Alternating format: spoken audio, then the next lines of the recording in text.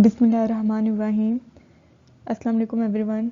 हमने अपनी previous video में देखा कि जो व्हाट इज़ इकोनोमेट्रिक्स, फिर उसके बाद टाइप्स ऑफ इकोनोमेट्रिक्स देखा, panel data, cross sectional data, time series data.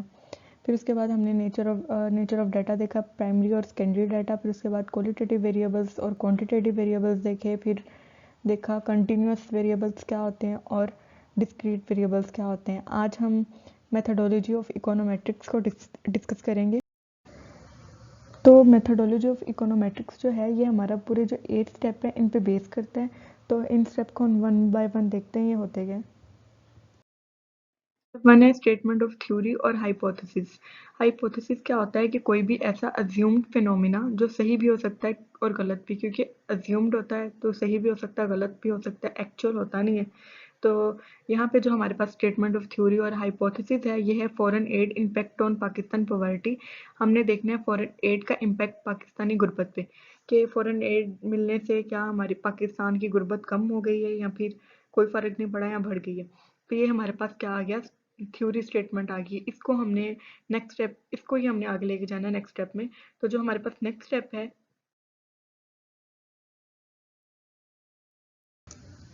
Specification of mathematics model, तो ये हमारे पास है स्टेप नंबर 2। अब यहाँ पे क्या है, अलजेब्रा और मैथ एंटर हो गया। अब हमने क्या करना है, जो हमारी स्टेटमेंट ऑफ हाइपोथेसिस थी ना उसको हमने फार्मूलेट करना है मैथ के मॉडल में। तो अब जो हमारे पास आएगी इक्वेशन वो ये होगी, poverty of is a function of foreign add, GDP and FDI. तो इसको हमने क्या किया, सिंपली जो हमारे पास हाइपोथेसिस स्टेटमेंट थी ना उसको हमने किस में फार्मूलेट कर दिया, मैथ के मॉडल में। हमारे पास स्टेप नंबर 3 है स्पेसिफिकेशन ऑफ इकोनोमेट्रिक मॉडल। हमने यहाँ पे क्या किया, जो हमारे पास मैथमेटिक्स इक्वेशन थी ना उसको हमने कन्वर्ट कर दिया इकोनोमेट्रिक इक्वेशन में।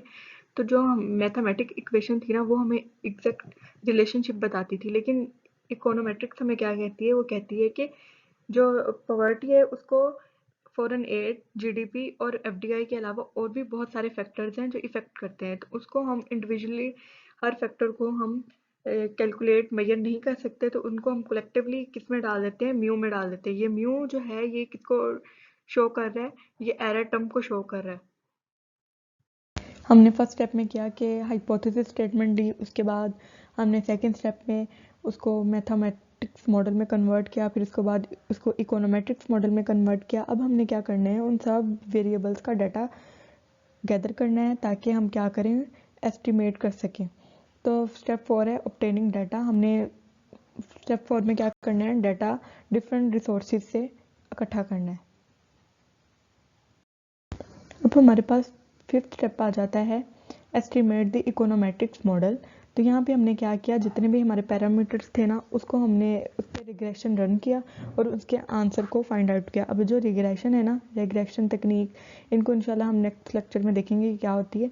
तो हमने सपोज हमारा जो फॉरेन एड था ना उसका आंसर आया -50.223। तो इसका मतलब ये है कि अगर हमारा $1 जो है फॉरेन एड अगर बढ़ता है तो उससे 50.23 जो है हमारी पॉवर्टी वो डिक्रीज होती है। तो इसका मतलब ये हो गया। अब नेक्स्ट स्टेप की तरफ जाएंगे। प्रीवियस स्टेप में हमने देखा कि जो हमारा इकोनोमेट्रिक्स मॉडल था ना उसको हमने एस्टिमेट किया। अब जो उसके रिजल्ट्स आए ना उसको हम प्रोसेस करेंगे डिफरेंट टेस्ट लगा के। इस स्टेप में, सिक्स स्टेप में हमने क्या करना है, टेस्टिंग करनी है। डिफरेंट टेस्ट लगा के हमने जो हमारे रिजल्ट आए ना उनको हमने प्रोसेस करना है कि जो हमारी foreign add impact on Pakistan poverty है इसको इकोनोमेट्रिक मॉडल है ये सपोर्ट कर रहा है या फिर नहीं, ये जो हमारी स्टेटमेंट है ये एक्सेप्ट हो रही है या फिर नहीं हो रही। इसको हम क्या करते हैं, स्टेप 6 में टेस्ट करते हैं। अब जो हमारी हाइपोथेसिस स्टेटमेंट थी अगर उसको इकोनोमेट्रिक मॉडल जो है वो सपोर्ट कर रहा है तो हमने ये नेक्स्ट स्टेप की तरफ आना है, फोरकास्टिंग और प्रेडिक्शन।